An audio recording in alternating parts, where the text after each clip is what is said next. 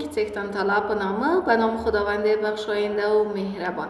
سلامون گران زدکونکو، سلام دانش آموزان عزیز. مو به تیر ویدیو که ما در جلسه قبل ده پښتو څلورم ټولګي صنف چهارم مضمون پښتویش لومړی لوست ولوستل درس اولش کار کردیم که الله جل جلاله پاک در مورد الله جل جلاله بود که چرت پوښتنه لري اگر سوالی دارین میشه پرسان بکنین در بخش کامنت و یا هم میشه ویدیوی قبلی را ببینین. نن راځو امروز میایم او دویم لوست درس دوم را با هم کار میکنیم. خب پام وکړئ، خوب دقت بکنین ترڅو دغه لوست زده کړئ تا که درس را یاد بگیرید. دویم لوست درس دوم حضرت محمد. دوم لوست درس حضرت محمد صلی الله علیه و سلم. موخ هدف یا موخی اهداف. د متن سم درست لوستل خواندن لیکل نوشتن او د حضرت محمد صلی الله علیه و سلم پیژندل شناختن. درست خواندن و درست نوشتن متن درس و شناختن حضرت محمد صلی الله علیه و سلم. جزئی هدف ما اهداف دیگه را هم داریم. پرته له دې نه موږ نورې موخې هم لرو. د پښتو ژبې زده کړه، یادگیری زبان پښتو، نوې کلمې زده کول، کلمات جدید را یاد گرفتن او د حضرت محمد صلی الله علیه و سلم په هکله معلومات ترلاسه کول و معلومات به دست آوردن در مورد حضرت محمد صلی الله علیه و سلم. چه گوری در اینجا چی رو میبینین؟ تصویر از کجاست؟ میشه که بریم در کامنت نوشته کنید که حالی سیرت ویلی کنید. پختنی سوالات.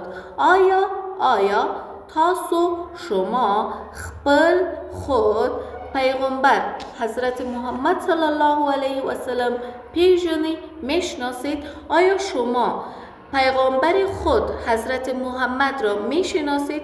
اگر میشناسید پس جوابتان نوشته کنید. ما او و تاسی شما دچا کی امت یو هستیم. ما و شما امتی کی هستیم.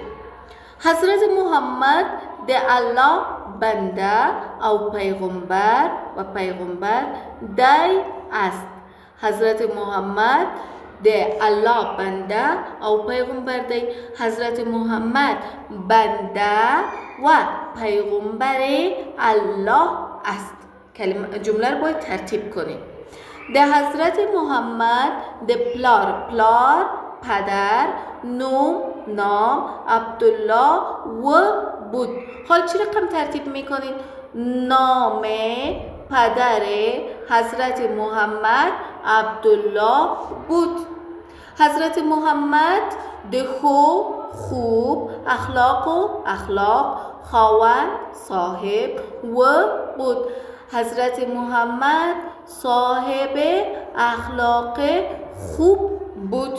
ترتیب میکنین جمله رو چی میکنین؟ ترتیب میکنین. ما پیغمبر ما شما اطفال دیر زیاد گران و عزیز بود. با پیغمبر ما اطفال بسیار عزیز بود. یا میتونید بگویید پیغمبر ما اطفال را بسیار دوست داشت. پیغمبر ما اطفال را بسیار دوست داشت. پر موه بالای ما هم خپل خود پیغمبر گران دی عزیز است. بر ما هم پیغمبر ما عزیز است. یا میتونیم بگوییم ما هم پیغمبر خود را دوست داریم. ما خپل خود پیغمبر اطاعت فرمانبرداری که او میکنیم. ما اطاعت یا فرمانبرداری پیغمبر خود را میکنیم. یعنی ما از پیغمبر خود اطاعت میکنیم. یک دفعه دیگه براتون فقط میخوانم، خواندن دقت کنید. حضرت محمد د الله بنده او پیغمبر دی. د حضرت محمد د پلار نوم عبدالله و. حضرت محمد د ښو اخلاقو خاوند و. زموږ پیغمبر ته ماشومان ډیر ګران و. پر موږ هم خپل پیغمبر ګران دی. موږ د خپل پیغمبر اطاعت کوو. در اینجا چیز خاصی بر شما نیست، فقط یک لغت آمده که اطاعت فرمان برداری. به تاسیس کورنی در کارخانگی شما موږ حضرت محمد و پیژندل. حضرت محمد د چا زوی دی؟ آفرین، د عبدالله.